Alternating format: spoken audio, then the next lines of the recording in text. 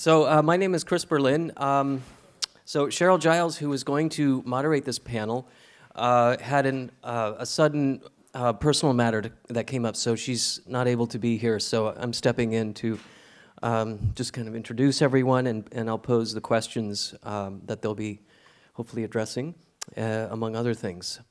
So I teach spiritual care and counseling courses. I teach a course on clinical chaplaincy and end-of-life care, and courses related to that, as well as the denominational counselor to our Buddhist students.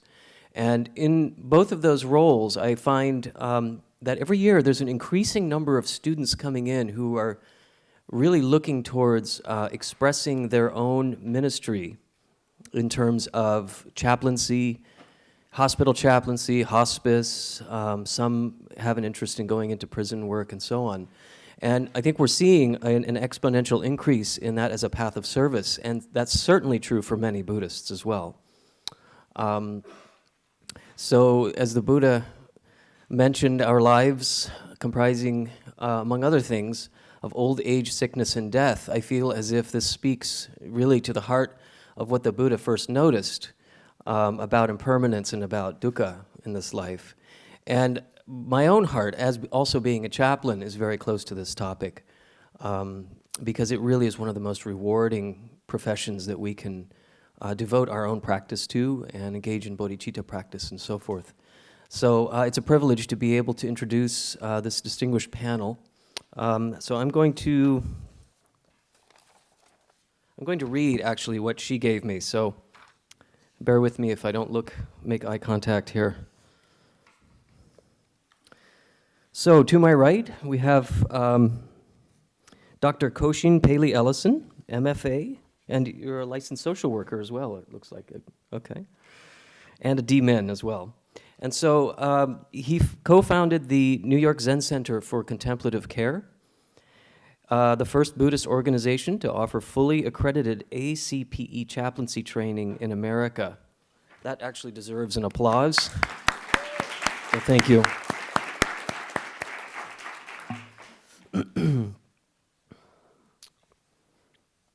So New York Zen Center for Contemplative Care is an organization that delivers contemplative approaches to care through education, direct service, and meditation practice. He teaches in the University of Arizona Medical School's Center for Integrative Medicine's Integrative Medicine Fellowship. Koshin is also an editor of the forthcoming Awake at the Bedside, Contemplative, Palliative, and End-of-Life Care. And that'll be published through Wisdom Books 2016. So, welcome. And let's see, who's next on our list? Hello. So, Venerable, forgive me if I get this wrong, okay? Venerable Myeongbeop has been a Korean bhikshuni in the Jogye Order of Korean Buddhism since 1994 and received the transmission of seminary dharma from the Most Venerable Myeongsung, president of Unmunsa, in 2007. She received her PhD in 2007 from the Department of Aesthetics at Seoul National University and taught Asian aesthetics, Buddhism, and Buddhist meditation and counseling at SNU from 2014. 2014, right? Has it been longer than that? Okay, it says here 2014 to 2014. I have a feeling how long have you been doing this? That's what happens when you don't read it through in advance. Okay.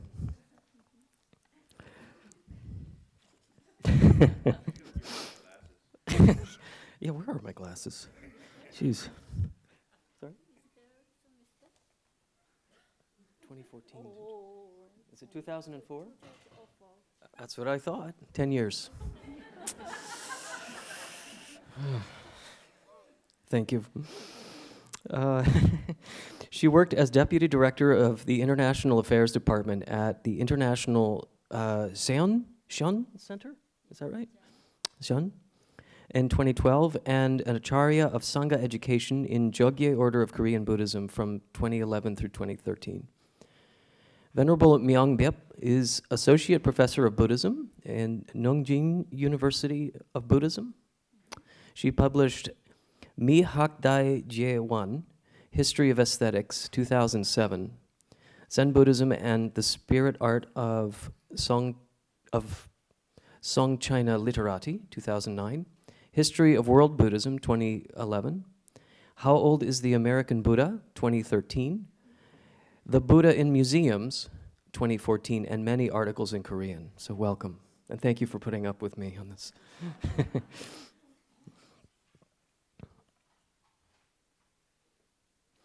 So Joshin Brian Byrnes is a Dharma holder and student of Roshi Joan Halifax, having received Hoshi from her in 2014. He is a Zen priest and currently serves as Upaya's president and vice abbot. He is also the director of Upaya's chaplaincy program and is a core faculty member with a focus on systems theory. Joshin has a long background working in social service, nonprofits, and community philanthropy. He worked in the AIDS epidemic throughout the 1990s and since 2003 has led a variety of community foundations focused on social change and community leadership. His academic background includes undergraduate and graduate work in philosophy at St. Meinrad College and Archabbey, theology at the Aquinas Institute at St. Louis University. Aquinas, pardon me, my Protestant upbringing.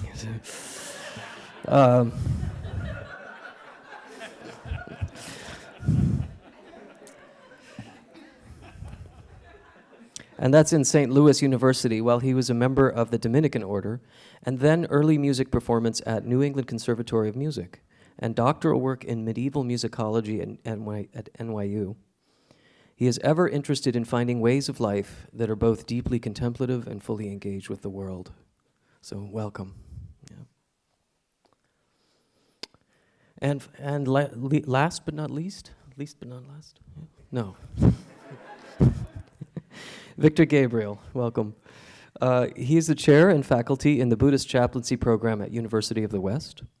He holds an applied master's equivalent in counseling psychology from Curtin University, Australia, a master's in Indo-Tibetan Buddhism from Naropa University, and a doctor of philosophy in Buddhist studies from University of the West. His dissertation explored how feminist Buddhists found integration and healing through the symbols and images present with the Tibetan Buddhist ritual of Chud. He has had previous experience as a special education teacher and a psychotherapist. He's also a lay minister and a meditation instructor. Welcome, Victor. Yes. So the questions that were posed to this panel relating to the main theme of this particular part of the afternoon is, the main question is, how should we train Buddhist students to be chaplains in religiously diverse settings? So we're really focusing on an interfaith piece. How do we then take our foundation in Dharma practice and our understanding of Buddhism in interaction with other faith traditions that we may not be familiar with? So the 5 questions that may or may not be discussed by our panelists.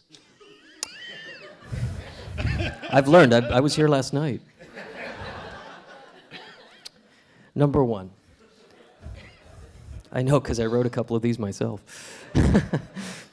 In integrating Buddhist approaches with a Western model of chaplaincy, what are the core foundations of an interfaith chaplaincy?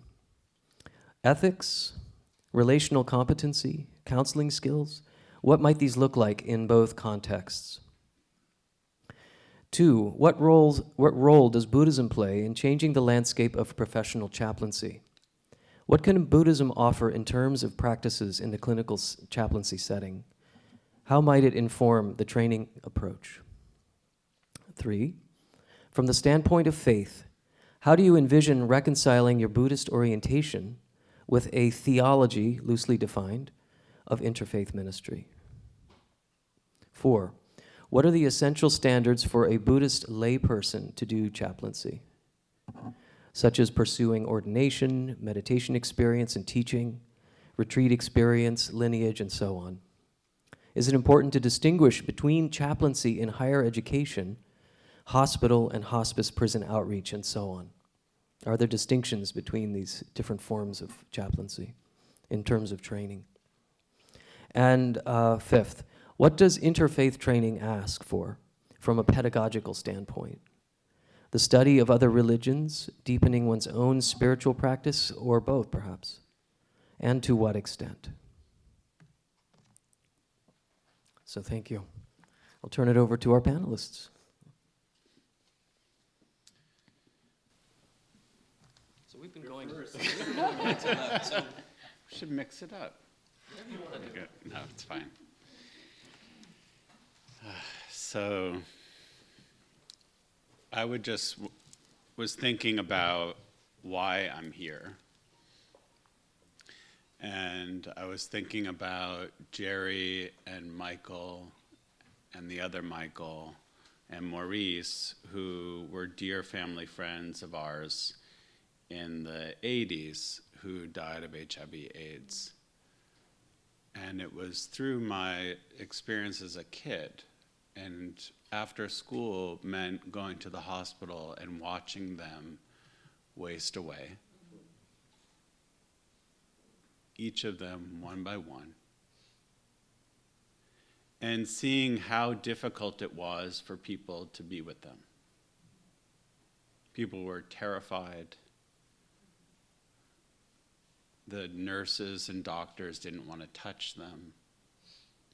Their family members were terrified of them. So in many ways, I just want to remember, these four men in my life, and they're part of why I'm here today, talking to you. And to me, this is one of the most important ways of doing this work for myself, is always reminding myself in some ways, why today am I doing this? Am I doing this to be a professional Buddhist? Am I doing this so that other people will like me? So these are some of the questions I like to think about in the morning.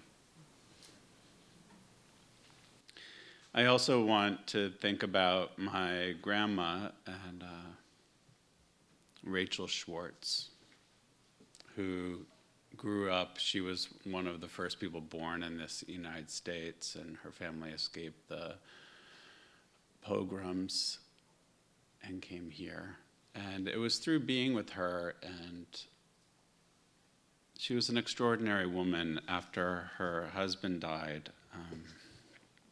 she became free.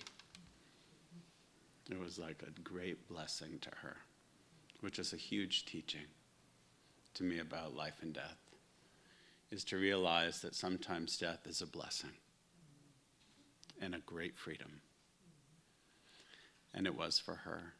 And to be with her in her old age was incredibly important and changed my whole life.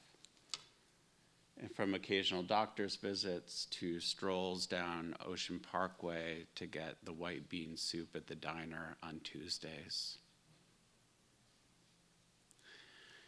to hospitalizations and late night ambulance rides, to hospitals that didn't know how to be with a frail old woman, and to her doctor, who she had been with for so many years, who never looked her in the eye. So there they were, you could say, in terms of the context that we're in right now, two Jewish people, but not able to look at each other. And then when we moved in together to the hospice where she died, she used every minute to learn. She used every minute to have an experience of actually really looking at each person. She was extraordinary. An unusual woman, And she just was so amazed about how she really saw how in the end it was really about learning how to love.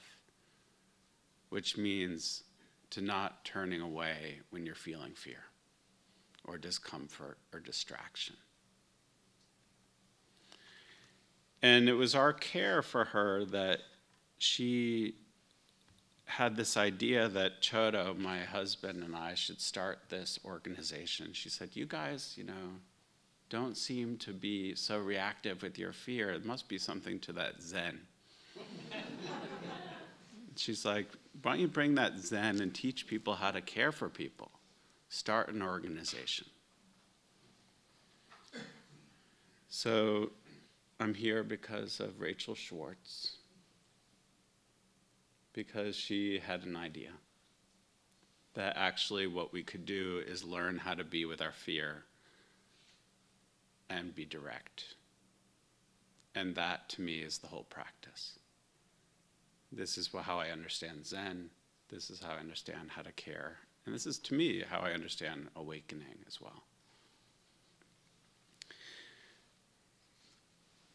So the rest of the things that I'll tell you about are somewhat interesting. We started an organization, and it was very important to us to provide livelihoods for people, to give them an education that would support them. And we grew out of 8 years ago in Choda and I's apartment to now we have a 3,000 square foot loft in Chelsea. It's kind of fabulous. It is. Come visit. Who knew, But I think we were all along the way, we were always trying to understand what's useful, what serves. And so what we became known for was that we became an ACPE independent center, the first Buddhist-based center to offer accredited chaplaincy training. There are so many wonderful things to do in this life, and we decided this is our thing, or at least one of them. And so we wanted people to get really great clinical training so that they could go out anywhere and get a job as a chaplain. And that's happened, which is even cooler. It's amazing when you have an idea and then actually it unfolds somewhat how you imagined it.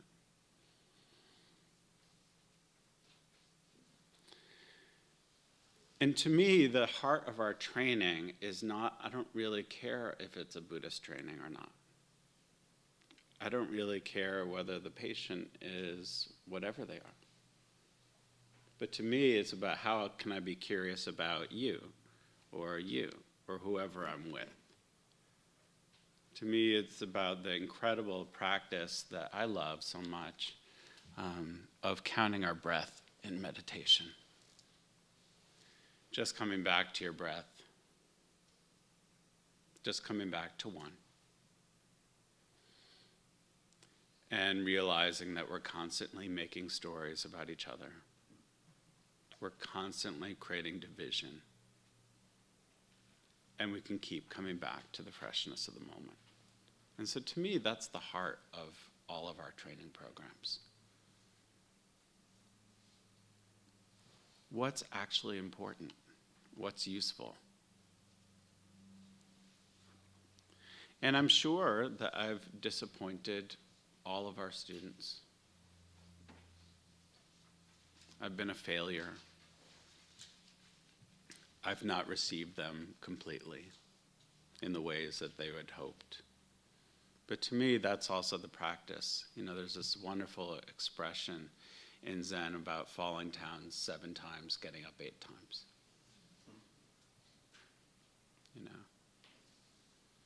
It's just being a bit learning over time for me to be more and more foolish. And to me, this is how we can function in a diverse environment. So we could call it multi-faith, we could call it interfaith, we could call it Buddhist, we could call it Christian. How do you get curious about the person next to you is what I'm interested in. How do you see how I am protecting myself so that I don't see you really? Right. We had this idea in the beginning to have this really kind of cute boutique-y situation where we were going to have our own hospice, kind of modeled somewhat after Maitri or San Francisco Zen Hospice Project. We thought that would be really kind of great. Wonderful places and important places. But I realized that, and Chota realized that where we really felt transformed was by bringing this into mainstream medicine. So we started working in mainstream hospitals, and now we have 8 clinical partners in New York City. We work with throughout the Mount Sinai health system, in New York Presbyterian, Columbia, and Cornell, and a few hospices as well. And it's always been so important to us to meet, like, where is their suffering? Someone was talking about it this morning, right? Is that you, Judith? Yeah. It's so important to go to where they're suffering. Instead of, our original idea, I think, was more about go to what would make us feel good. Right. That's always so easy to me, to like go to where you feel good as opposed to go to where they're suffering, go to where there's need.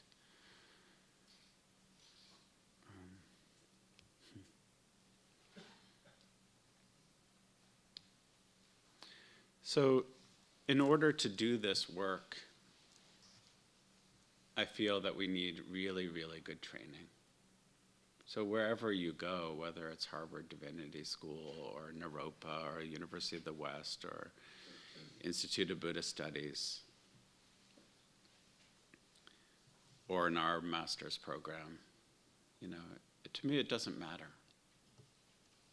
But what matters to me is your own sense of integrity and authenticity about really doing the work because you can't do anything else.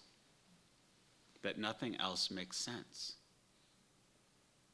To me, that's the only reason I could do this work, is because it's the only thing that makes sense to me. To me, learning is the only thing that makes sense, which is so great, and pretty fun. Sometimes my students get annoyed about how much I like learning. I have a little learning cheer.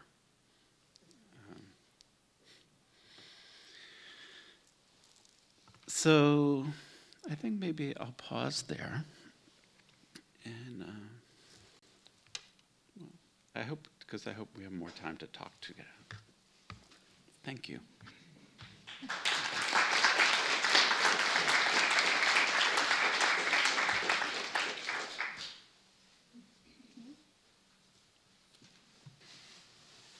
It's really honorable for me to speak in front of such wonderful people, but it's midtime in Korea. That means I feel very drowsy. But I just got job in university, which is opened last year. So I prepared a new curriculum for lay people and monks and nuns to be chaplaincy.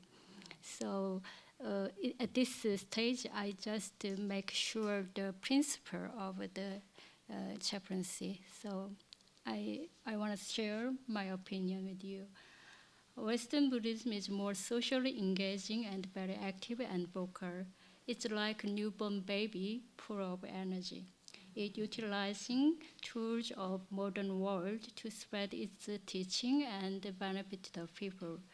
Buddhist meditation methods are being studied and developed and provided. Western engaged Buddhism has observed many different faith practices from Christianity in its course of development. One of them is ministry activities. This new trend is now expanding throughout the universities and hospitals, prisons, and other public institutions. It is the same in Korea too. We could say the ministry activities of our nowadays focus more on the salvation of here and now rather than in a future life, and salvation through the chaplain him or herself rather than God or deity. That means the chaplain have to be a healer themselves instead of being mere messenger of God. Because the physical and mental sufferings of modern people originated from their fragmented lives. Specialized treatment alone do not suffice to solve that problem. Comprehensive and complete care for both mind and body is required. That is based on an integrated understanding of life and the world. Chaplains might not have the professionalism of social worker or psychotherapist. However, they do have their unique significance and influence in that they understand the sufferings of life from the perspective of universal truth and connect them with a deep reflection into oneself. So I would like to quote Terry Eagleton's words. He said, "What other symbolic form has managed to forge such a direct link between the most absolute and universal of truth and the everyday practice of countless millions of men and women? What other way of life has brought the most ratified of ideas and the most palpable of human reality into such intimate relationship? Religious faith has established a hotline from personal interiority to transcendent authority, an achievement upon which the advocate of culture can only gaze with envy." I think the model of Buddhist ministry is Bodhisattva, as he said. If you look at the concept of Bodhisattva, you can find that the Maya Buddhism has been practicing chaplaincy from its inception. The concept of Bodhisattva gives us a deeper perspective on the interfaith ministry activities. In East Asia, among virtue of Bodhisattva, it is the bow, which is more emphasized than compassion and wisdom. The vow of Bodhisattva is to attain the ultimate truth or body. The enlightenment called Anyuttara Samyak Sambodhi is one of the absolute equality and without discrimination. So, Bodhisattva's enlightenment can be complete only when all other sentient beings attain the enlightenment. This is why the complete altruistic compassion constitutes the very essence of all bodhisattvas. In East Asia, the bodhisattva faith is more oriented toward the completion of individual practice for enlightenment rather than socially engaged activity. But that does not mean that the monk of East Asia did not engage in social activities. In fact, many monks took care of the sick, built roads and bridges and activities of salvation, which are called the 8 fields of making marriage. However, the 8 fields of making marriage were seen as a means to serve oneself rather than saving others. Some might argue that the motive of such an altruistic act is selfish, but this view keeps you from differentiating others. If you are able to stop othering when you're helping others, which would mean you have realized the emptiness of yourself.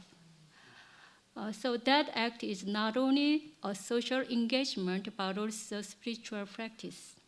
This is why the altruistic act can be the practice of bodhisattva who pursue the ultimate enlightenment. This emphasis of self-purification through altruistic activities often resulted in indifferences toward the outer world or sinking into one's own inner world.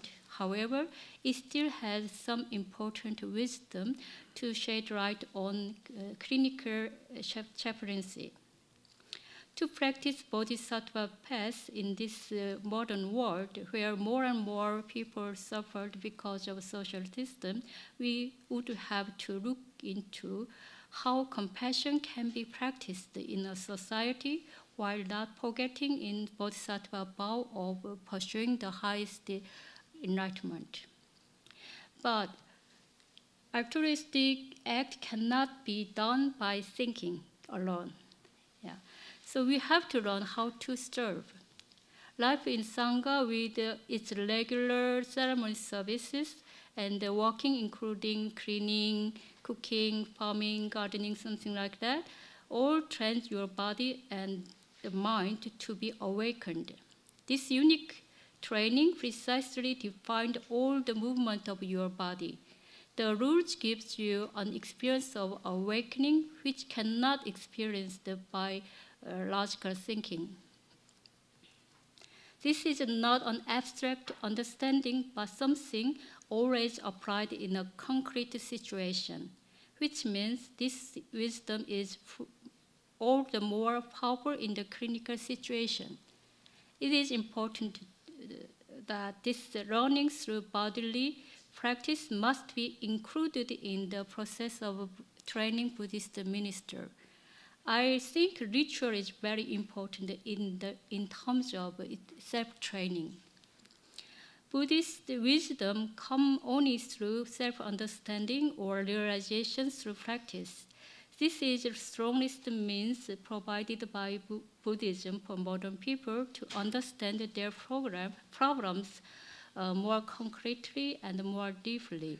We can help others without using Buddhist terminology. That is the way we can practice interfaith chaplaincy. Yes, thank you, and I want to talk more in discussion.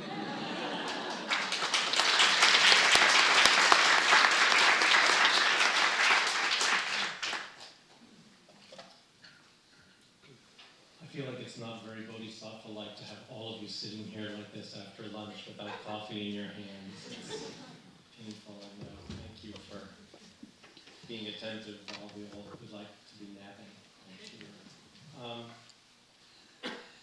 So let me just kind of speak to the question directly, perhaps. You know, how do we train people to be in settings that are not Buddhist, which is all of our work, as you heard this morning from the panelists.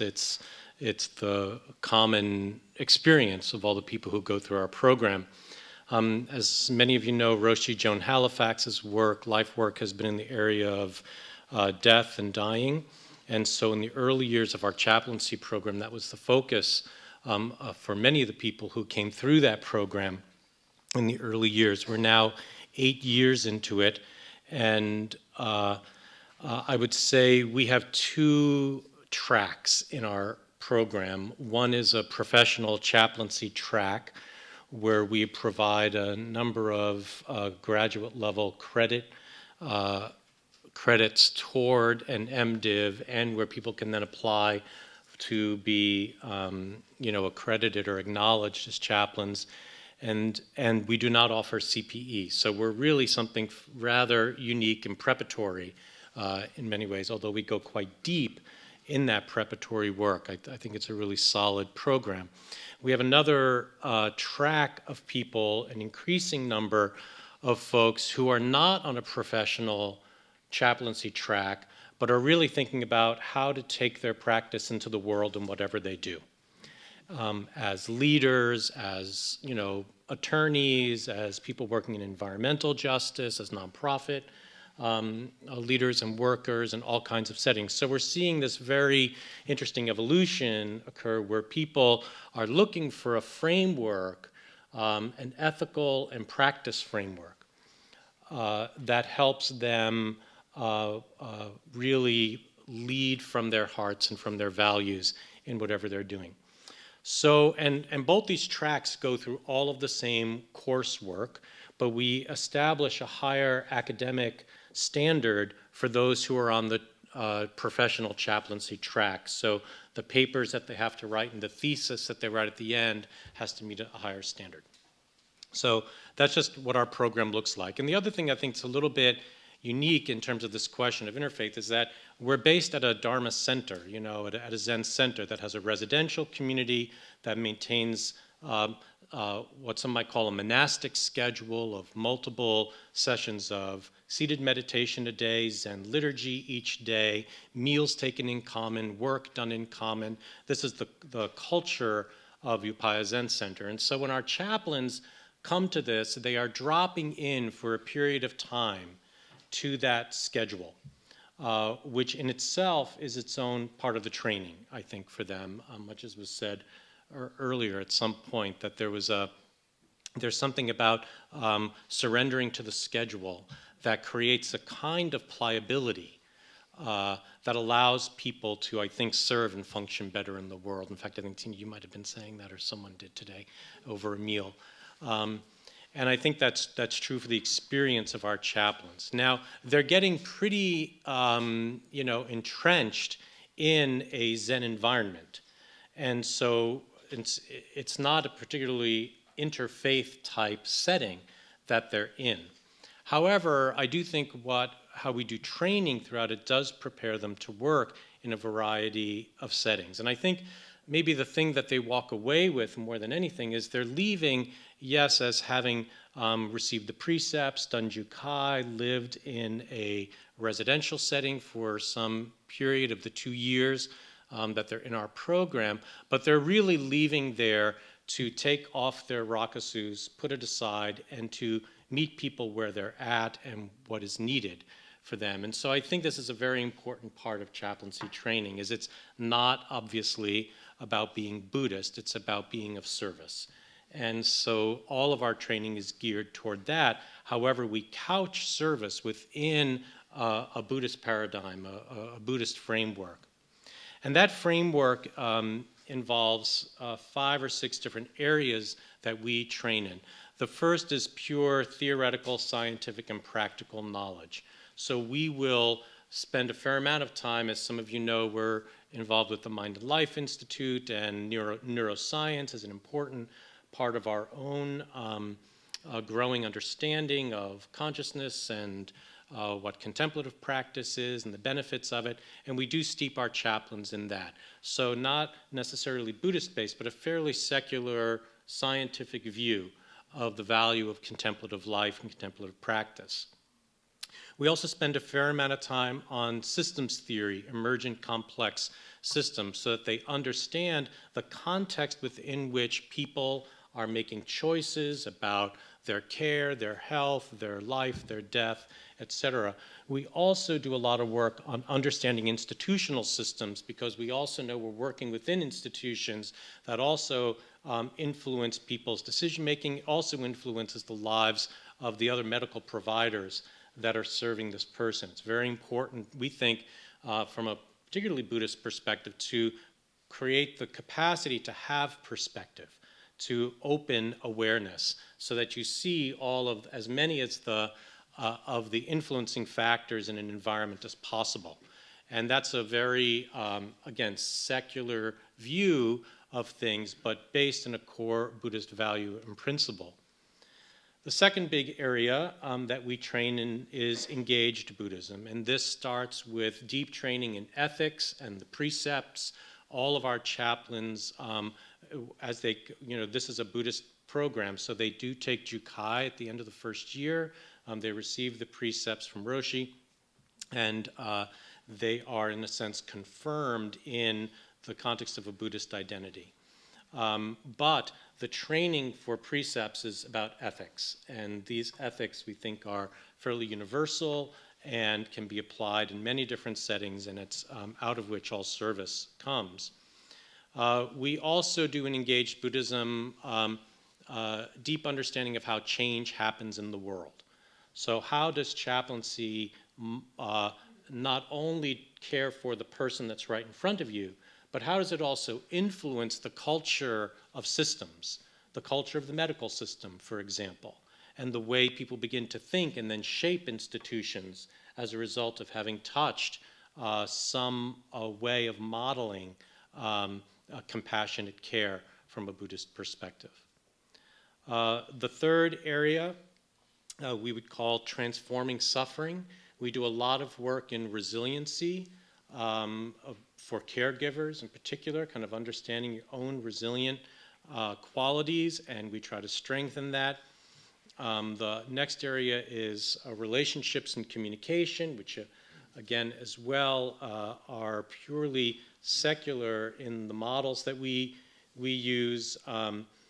And in there, we do try to teach basic meditation skills or mindfulness skills, really, which is a more palatable term in a secular context or in a religious context. We also train things like cultural humility, how to be with people of not only different faith traditions, but different cultural traditions, and so on. And then we spend a fair amount of time at the end helping our chaplains define their ministry for those who are on the chaplaincy path. So where are you going, and then what particular set of skills do you need to develop in order to serve there well? And we do a lot of that work in the context of their final thesis, which is then pretty specific in a different area. So I would say that we ground and frame the whole program in a set of Buddhist principles, ethics, contemplative practice is very important to us, and systems perspective as well. But they are prepared to go out and meet people wherever they are at, whatever part of the spiritual journey they're on, however they label themselves, and to be able to provide them with some kind of skillful care in that setting. So in a nutshell, that's kind of how we go about it, kind of, even though we are heavily based in a Dharma center, we do prepare people to go out and be in much more diverse environments.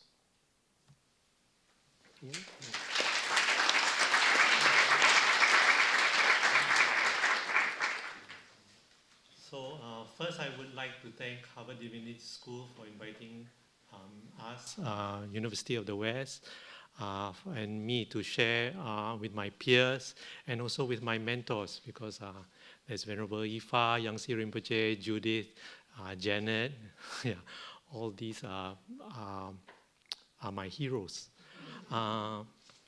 So I would like to start maybe introducing our program. So Universities of the West chaplaincy program is about 6 years old. It was started by dialogues with Venerable Ifa and Dr. Kent Locke, who was an Episcopalian theologian who has since passed away. Since then, we have applied for accreditation. We are 72 units. We meet the areas set up by APCE. What is unusual about our program is that most of our students are Asian. Only 20% of the students are Caucasian. They are Asians from America or Asians from overseas. So they bring a different twist in the mix. They bring a different twist in the ideas of gender, race, and privilege. And I was born in Singapore. I grew up in Singapore, but my father is Jewish. So I also bring a different mix of being discriminated in an Asian majority society. So that's all very interesting conversations. The heart goal of the program is to relieve suffering within themselves and the other person that they meet. But when I took over the program, I also made it a professional goal that we meet that we really are in line with the CPE process, so that the goal of the student is successful placement in CPE. And I think that really worked out well. With the help of Tina Gutierrez, we made a lot of connections with the hospitals and the CPE supervisors around the area to make a smooth transition. The vision of the program is rather broad, because we bring in, we have this humanistic vision of the Venerable Master Singin, because University of the West is part of that Grand Master's inspiration and vision. And part of that, and because of that, we have this range of students, of Buddhist students, which at times can be really crazy making because of the expensive compassion of Venerable Masters. So we have very conserving students and very liberal students. We have students deep root, and this is not the division between Asian or between ethnic Buddhists and American Buddhists. It's not, it crosses that between very conserving students and very liberal students. The students that, you know, who can also be Asian, who subscribe to some kind of Trader Joe's Buddhism. So, you know, and so, you know, through you know, and Bhikkhu Buddhi is so kind to visit us also. So a lot of Bhikkhu Buddhist comments about how Buddhism, encountering a secular society, goes two ways: becoming more secular or being deep-rooted. And we have the deep-rootedness that has become fundamentalism. Right? We also have in our program, there are fundamentalist Buddhists who believe that if you keep the ethics, only then you have the nirvana. If you do Anispasati Sutra, then only you have nirvana, no other. You know, so we have that kind of student. You know, so those are very different challenges than some programs. And then the other piece is that Danny Fisher, Reverend Danny Fisher, and I came from Naropa University. So we bring in a lot of the experiences that we had at Naropa, which is based mainly on the CPE model of act, reflect, and act. So we have that as a very strong component of making the student experience first and then reflect on their experiences with a Buddhist perspective. And then the other piece is that our school has a very interesting relationship with WAS, our accreditation. So you're all nodding your head. So part of that has been the internal self-review, so we have taken at University of the West, we have taken into heart everything that, everything, nearly 99% of what WAS has recommended to us. So we are very much a WAS-driven program, for better or for worse. So we have the internal self-review that is, the experiences of our teaching faculty and our adjunct faculty. We have the experiences from the external peer review, to which Dwayne sits, Dwayne from Claremont School of Theology. And we also have an ongoing review between the faculty and the students, made out of senior students in the program, called the Program Development Committee. And so the students, the senior students and the faculty review the program as we go along. And that has been very helpful very, very helpful to assuage, to comfort, to give confidence to all those various, that wide spectrum of Buddhists that we have in our program, and to make, and to see areas where we need to improve, areas where we need people where they are. I think one of the, we teach a class on Buddhism, on Abrahamic religions for Buddhist practitioners. And that has been really helpful to cross the divide. When I was younger, much younger. My great-grandmother said, and the Christian missionaries were coming to Singapore, and my great-grandmother said, and they used this image of the Lamb of God, and my great-grandmother said to me, and she was a Buddhist shaman, and she said, why would we who worship the Lord of the Sakyas pray now to a lamb? So that, so I give to my students that kind of understanding, that they don't make this type of comments, that they understand that image and that experience, the context that Christianity provides, Judaism provides, and Islam provides. Yeah, and just by the way, the Gabriel portion of my name is because my father is Jewish. So I spent Sabbath practices with my my paternal grandparents. So that is that. And then the other one is that this idea that, and I think someone mentioned it before, maybe Dr. Rose, that how chaplaincy is situated in the American context. And then we must talk about gender equality. We must talk about ethnic equality. There was once I was walking by, and then one senior Asian student talking to a junior Asian student, and they were discussing Tina's class, power, privilege, and difference. And their comment was this, from the senior to the younger: it is about white people and how they have oppressed us, and now they're guilty. So of course, I had to stop in my tracks. And now among the students is that, don't speak Chinese in front of, don't speak Mandarin when Dr. Gabriel is walking by. So so this, and the interest, even so, what we try is that, I try to bring into the classroom discussion, so they come out to know that, the African American experience, but also they understand their minorities, like the Muslim in Thailand. That the Thai bhikkhu understands the Muslim in Thailand, that the Sri Lankan bhikkhu understands the situation of Sri Lankan Tamils, Christians, and Muslims.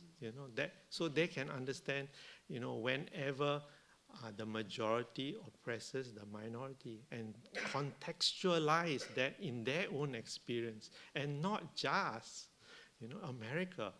It's not just.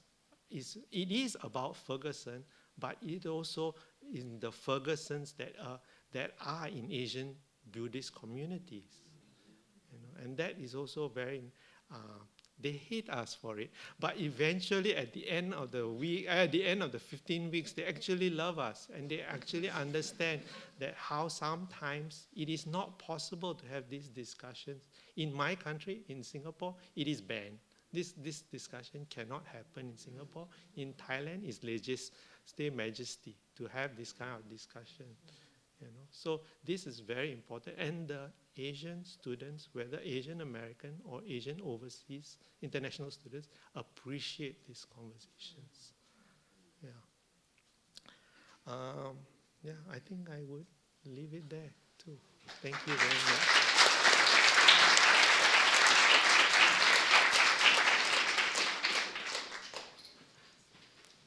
So let's open it up to your questions, anything you'd like to share or ask our panelists. Thank you all very much. Where are the microphones? Oh, you, Tim? Huh? They have them, okay.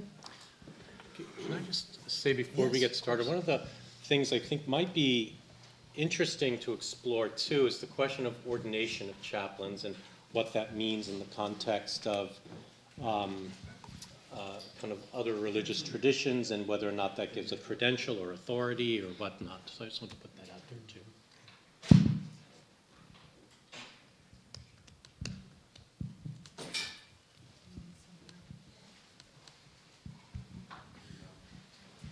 Dwayne Bidwell, Claremont School of Theology. This is a somewhat self-interested question, but Victor, University of the West has relationships with Claremont School of Theology, Yes. with the Academy of Jewish Religion, and with a Muslim graduate school. Cool, yeah. Could you talk about the ways in which those relationships shape your chaplaincy program or influence your faculty? What that brings and what it takes away? I'm so sorry not to mention that. And that has been highly influential and touching, and mainly because of the deep connections. Because the chair of the religious studies, Dr. Jane Imamura, who is a graduate of the Harvard Divinity School, is close friends, is personal friends with Dr. Jeffrey Kwan, who is the president of CST, of Claremont School of Theology. So that brings a whole host of close relationships, not only with CST, but with AJR, Academy of Jewish Religions, and Byrnes, which is a Muslim school.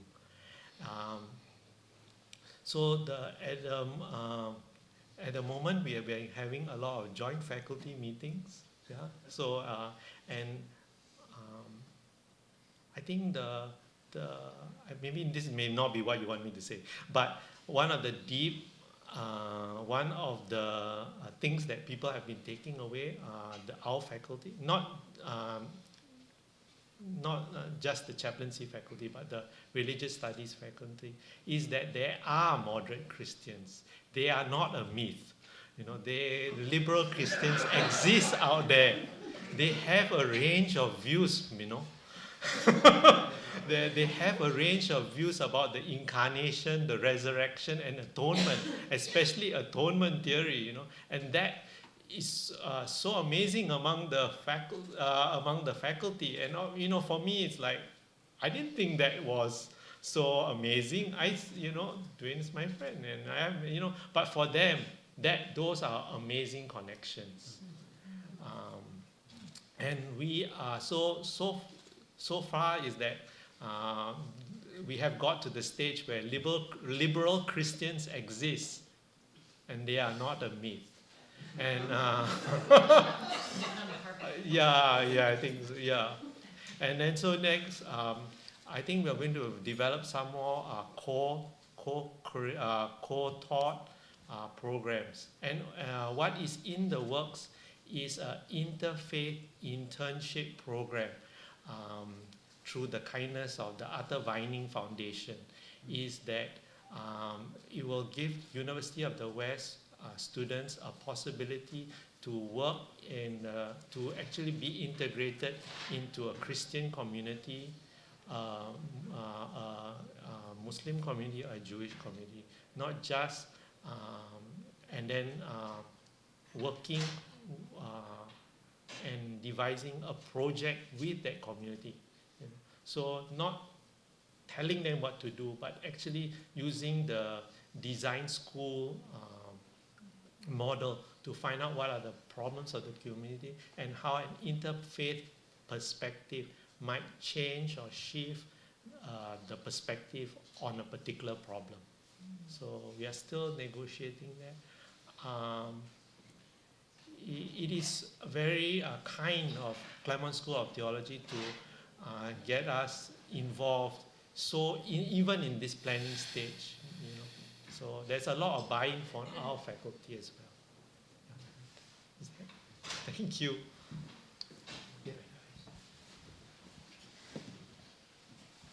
Thank you, Ruben Abito from Maria Cannon Zen Center in Dallas and also Perkins School of Theology. I would like to just ask Joshin, Byrnes. First of all, I was so pleased to know of your Catholic background as a Dominican. This is also a somewhat self-interested question coming from a shared background as a Jesuit, no longer practicing ministry. Now that you are administering and guiding a Buddhist Ministry program, may I ask if you would share with us what has helped you from your Catholic background in applying it to the Buddhist Ministry program and what has not helped?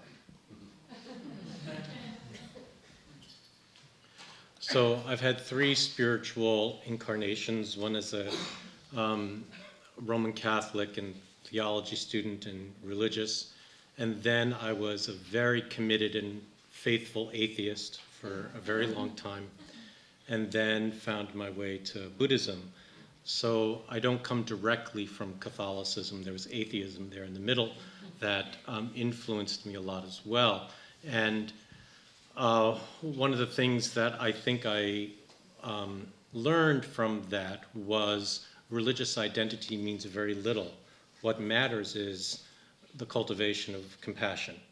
And Buddhism provides me with a framework for that works at this point, and nothing more. So for me, I'm not dogmatic or ideological about it in any way, and so part of that view is because I was in such an ideological and dogmatic previous two iterations, atheism and Catholicism. So that said, it's very interesting as a Buddhist practitioner, as a Zen practitioner, I might say. I'm not even so wild about the concept of Buddhism. I prefer to think of myself as a Zen practitioner, actually.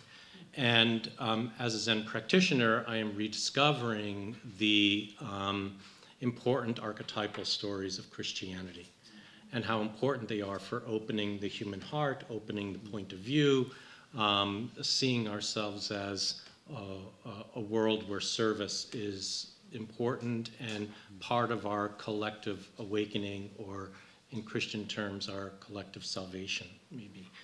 And so I see a lot. Buddhism has, somebody mentioned, what's his name's book on Without the Buddha, I Could Not Be a Christian. Yeah, in some ways it's the other, for me, is that Christianity and Catholicism provides me with a very rich vocabulary and lens to kind of dive deeply into Buddhism, actually. It provides another perspective and vocabulary. So I find myself reading a lot of Richard Rohr and Thomas Merton and folks who are clearly very influenced by Eastern contemplative practices and yet have maintained a kind of Western religious identity. Even though I don't hold that so much, I recognize it's very much there. And so I find it very easy to be with people, obviously, who are Christian because I know that vocabulary. And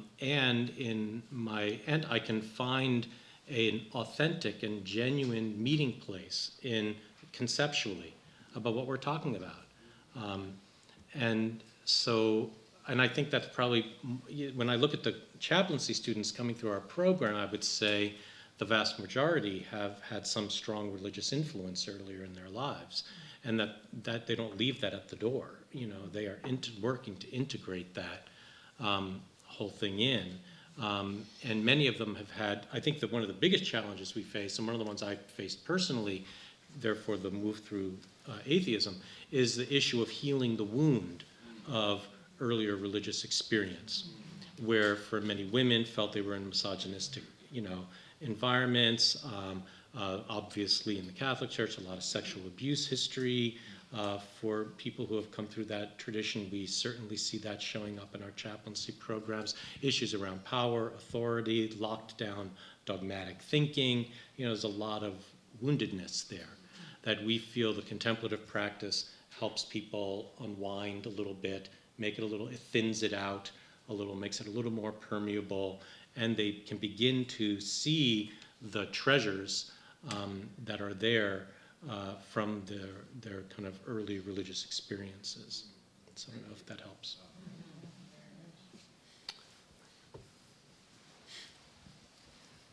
Thank you so much for such a rich panel. This is a question especially for Koshin and Joshin. The shins. And it's particularly about the question, in Tibetan Buddhism, there's tremendous emphasis on view and on theological training. And we have a constant conversation among our faculty in our MDiv program about how the balance works. But one of the things we've been very curious about Upaya and also the New York hospice program, is about how you train people without greater emphasis on the view, on the classical, the sutras, the shastras, the philosophic schools. It seems that there's some sense that you can just teach people presence and have people there by the bedside. I mean, I know that, for instance, Koshin, you now have a master's in pastoral counseling from a theological school as part of your program, which is great. But I'm curious about how you feel personally about the importance of theological training for effective chaplaincy. And I realize I'm asking two Zen teachers, but I'd love to hear how each of you would answer that question. Should we do rocks, paper, scissors? Go ahead. I just finished.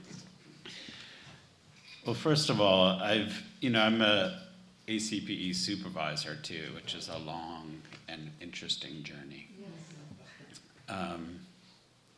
Probably one of the best educations I ever got. And received. But I would say that kind of training is essential.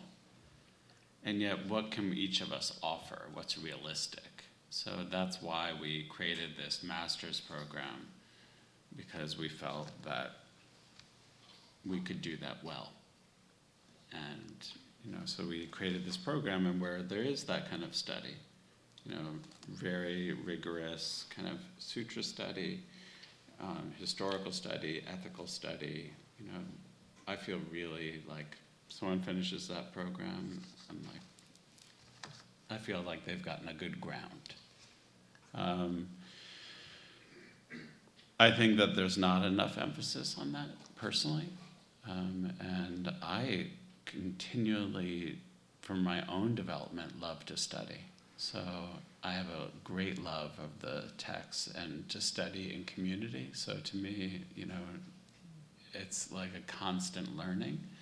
And that's what I try to offer my students, that this is a lifetime of practice. It's like practice itself.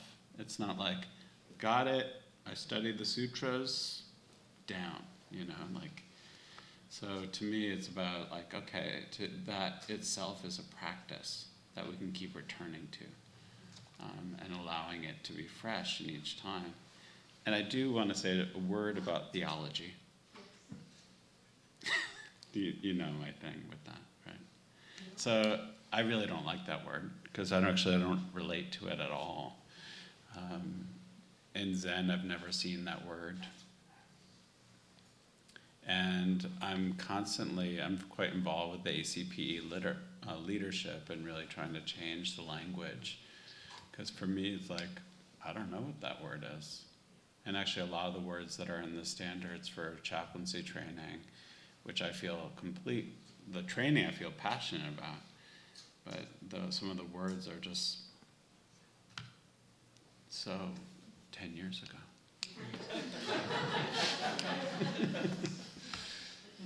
I think we're fairly practical, about this. We have people who come to our program, usually mid-career, who have been dabbling in some cases or really diving into the study of Buddhism. So some people come with very little, but many people come with a fair amount of their own study.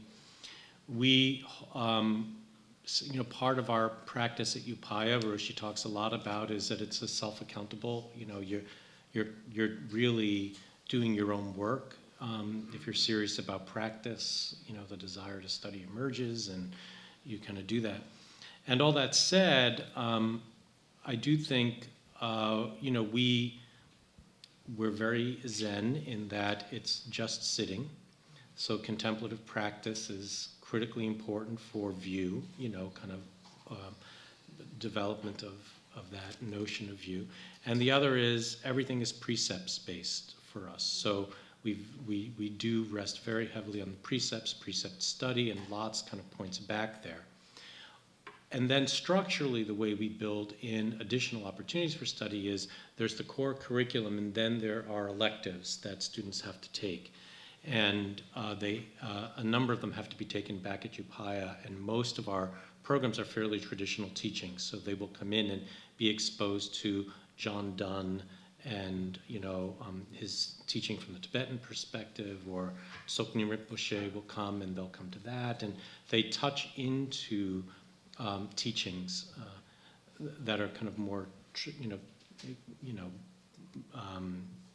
as you describe them, kind of more based in Tibetan, training practices in some ways, because Upaya is kind of a big tent kind of model. It's not just Zen. But all that said, our folks come out and they are not deeply, grounded in sutra study. That's not part of their experience. But they are deeply grounded in ethics, in precepts, and contemplative practice. So, yeah. I'd actually like to ask you a question. Picking up on a thread around interfaith work, how do you approach students who ask you, what do I do if I encounter someone from a tradition I know absolutely nothing about and have a visceral, almost aversion to the quote-unquote theology that I'm getting back? So where do you see Buddhism can actually help that role if we're trying to offer spiritual care, especially in a chaplaincy setting where people are vulnerable and afraid? Where is the limit between what we feel like we can receive versus how far we can go with whatever our orientation is? I can say something very quickly about that. We do a lot of work around the three tenets that Bernie Glassman lays out of not knowing, bearing witness, and loving action, and kind of what does that really look like in practice. So how do you encounter any situation with as much letting go of your bias as possible? Is an important practice there. How do you bear witness to the entire situation that's in front of you, looking at the person in the context of their suffering, the systems they grew up in, their conditioning? How do you view someone like that, and then from that place choose the path of encounter? And so I think we rest very heavily in that model as a very practical thing. I agree with what Joshin's saying, and also with my students I talk about doing prostrations, that incredible act of putting your forehead to the ground and lifting up. And so to me, that's what I try to do in these difficult situations.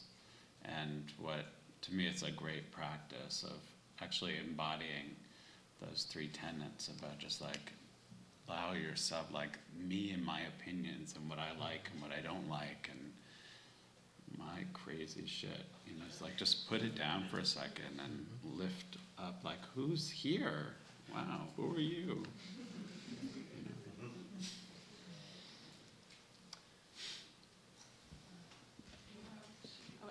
I actually have a question on behalf of Venerable Yen Fasa, who's a special student here at HDS. And this question is from Myeongbeop. Yen Fasa says, I'm not familiar with the Korean situation, and what are the challenges to chaplaincy in Korea? Now we have a big problem because the novice, especially bhikkhuni novice, is decreasing. So we need to develop the chaplaincy for lay people, So, but the situation is very similar, but the culture is very different because we have a strong tradition of Buddhism and Confucianism, and also very strong Christianity, So we didn't prepare the conversation between religion. Yes, that's a big problem. So we need to, but lay people want to meditate more than ever. So we need to develop the program for all the people, not for Buddhists. Yes, but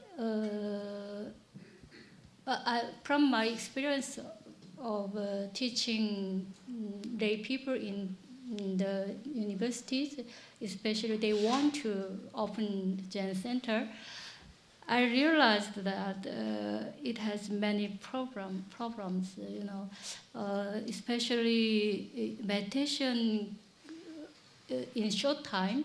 They couldn't come. I can say it is hard to find some effect. It is just a short time effect. It is not lasting one.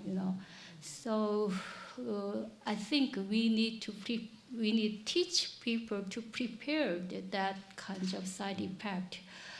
It takes a long time, and that reason I emphasize the Bodhisattva's vow. Yeah. And also, somebody think the precept is different from the meditation, but I think it's very, very important.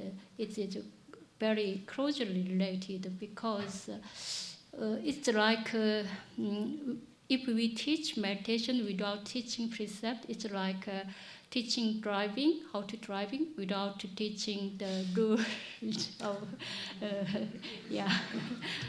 So, yes, and that is the three learning of Buddhism, sila and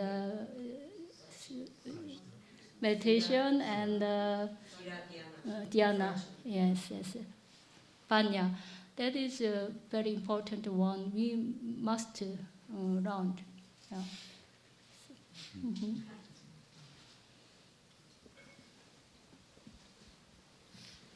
In response to the question that you asked earlier about meeting somebody whose religious perspective is really hard to take, my own experience as a hospital chaplain was that it was my job to know really clearly where I stood and then drop it in order to meet the person in front of me, because my job was to meet them where they were and help them on the next part of their journey.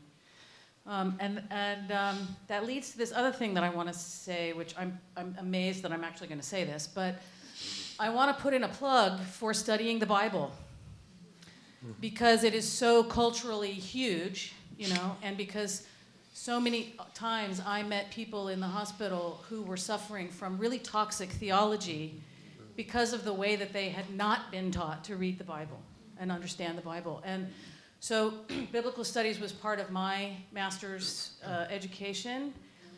And biblical exegetical methods are in some ways light years ahead of at least Western Buddhist studies, I think, and those skills can be translated to approaching Buddhist texts also critically and thoughtfully.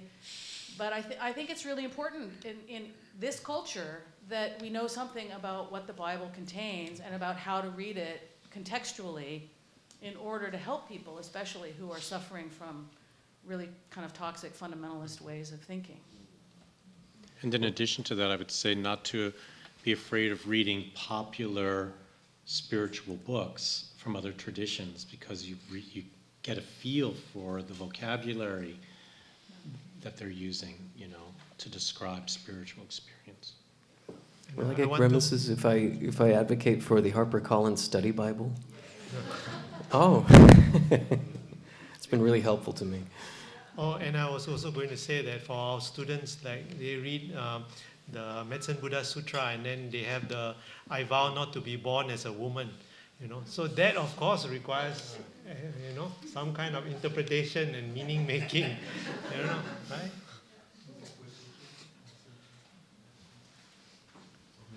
Yeah, that's a Buddha Sutra. Anyone on this side, or are we all in emptiness over here? The open question of emptiness.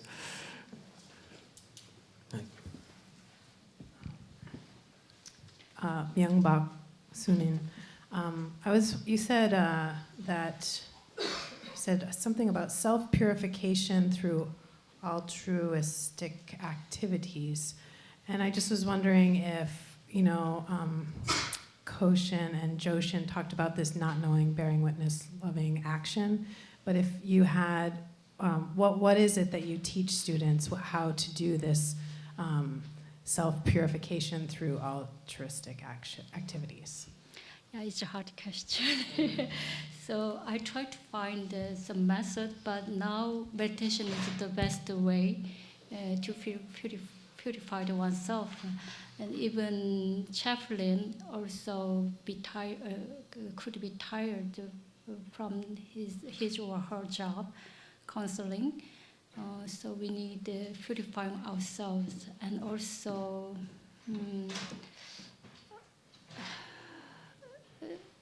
it's a monastic, from monastic training. It's a physical and group studying, group training also gives us some kind of purification.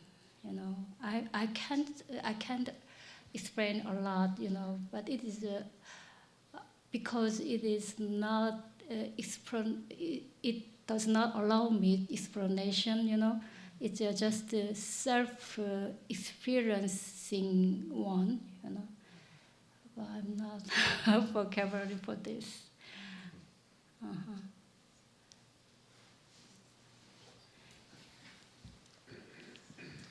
I guess this is a question both for the panel. Victor, I appreciate your talking explicitly about race and gender and I'm assuming other forms of marginalization. And I think one of the main reasons that I even want to be in conversations like this is because of the question that I work with constantly, which is we are spending a lot of time talking about bodhisattva vows and compassion and wisdom, and our sanghas and our communities as Buddhist communities are largely failing with respect to, particularly racism, often homophobia, often gender issues. How are we making sense of that? Is really my question. Like, how are we making sense of it and still, waving the flag of our great compassion and waving the flag of our inclusivity and our willingness to accept people and meet? I mean, we are just rife with our slogans, and we are failing miserably around these issues. And I'm an American. I'm here. I know, I get the cultural context. I'm really wanting to understand how are we making sense of it, and particularly in these contexts in which you all are very much a part of sending people forth with not just the idea of Buddhism. So I can sort of say, well, they're practitioners or something, and I don't have to worry about whether they're really getting it or not. But I'm deeply concerned for what it means if our ministries and chaplaincies, programs are not embodying, let me say, according to the conversation we had, my aspiration for these teachings.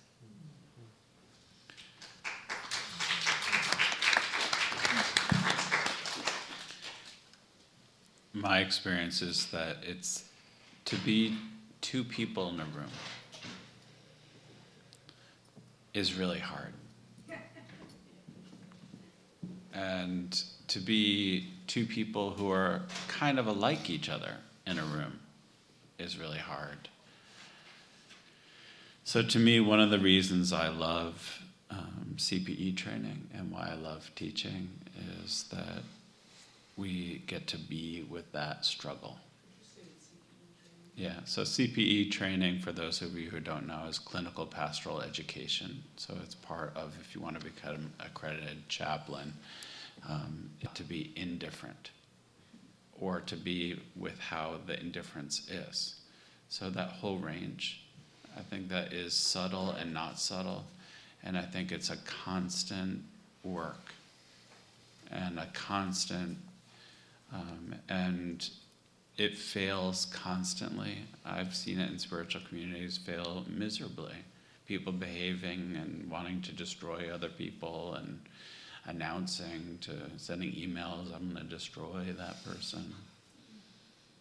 Teachers doing that. And it's so easy to do that. I can feel that in myself. And so to me, that's the beginning of any kind of hatred, whether it's racism, or my own homophobia, or classism, the whole range. My ass was like handed to me when one of my students who informed me that he's a member of the Tea Party and feels discriminated against in a Buddhist chaplaincy context. And I was like, wow.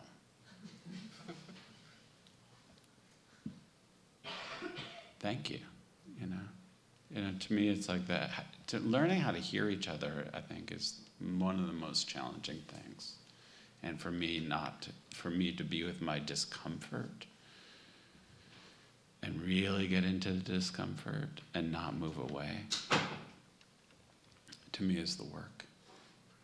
Yeah, I so appreciate you bringing it up. To be honest, I think this is, a huge problem.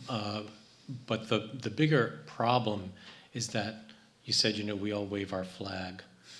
That's the problem. Mm-hmm. It's like we are so interested in telling people what we are and who we are and create an image that we, I think, lose the self-reflective, truth-telling kind of process in the midst of it. And so I think it's critically important for our sanghas to be asking ourselves, who are we and why have we come together and what are our values and what's missing here and all those things. And I think that it's hard for sanghas to tell the truth to themselves and the homogeneity that we assume Buddhism. I mean, I was floored one day when I was at a sangha center very close to where I live, where we were watching the Obama election results come in. And the assumption in the room was that everyone would believe the same thing, that it was that Obama should be president for whatever reason. And it was just interesting in a Buddhist context to see such assumptions about shared ideology at play. And I think that's really, there's a lot of that, it's kind of a developmental stage, I'd like to believe, in the evolution of Buddhism in the West, kind of who it began with, how it's funded, how it keeps going, all these kind of structural things that keep us comfortably blind in a way. And I think there's very deep work to do there. And I think that a lot of folks are beginning to do it. I mean, you look at the Grayston Bakery model created by Bernie Glassman. This is a very interesting model that's really tried to embody a way of being in the world where all people are seen as equal, as having wisdom, as being worthy of our attention and service, and that have resourcefulness and creativity within themselves, and all people get to be. And that's a poverty-based program, but works, widely in communities of color. You see the East Bay Community Foundation, Community Foundation. It's my old life. The East Bay Meditation Center, that's doing a lot of really, and Buddhist Peace Fellowship, that's really trying to take these issues on. So I think there are, kind of things bubbling up that will force us into asking these hard questions. And I think it's not just about race and gender, but it's also about economic diversity and political ideologies and all those things that kind of a ball of wax. So it's 3 o'clock. Yes, Yeah, go ahead. I want to add one thing. That's why we use the strategy to interpret the arbitrary act as is for ourselves, not for others. So Yeah, that's one way. Maybe I should say a little. You get the last word. Oh, yeah. Unless we have more time. I don't know if we can go past. We need coffee. Coffee. It's 3 o'clock. The coffee's here. And it's there, so we should go Sure. So Victor, you're the last one. I think when I relate this question to when we are beginning meditation, then we see that, we have all these thoughts, and then we think that we have all these discursive thoughts because we began meditation. So, even though we are still failing, at least we know what we are doing. We know we are failing, and we are shining the light of awareness on it. There are many Buddhist communities that are ignorant, confident, like what Yeah, exactly. And I think, so we just keep on going.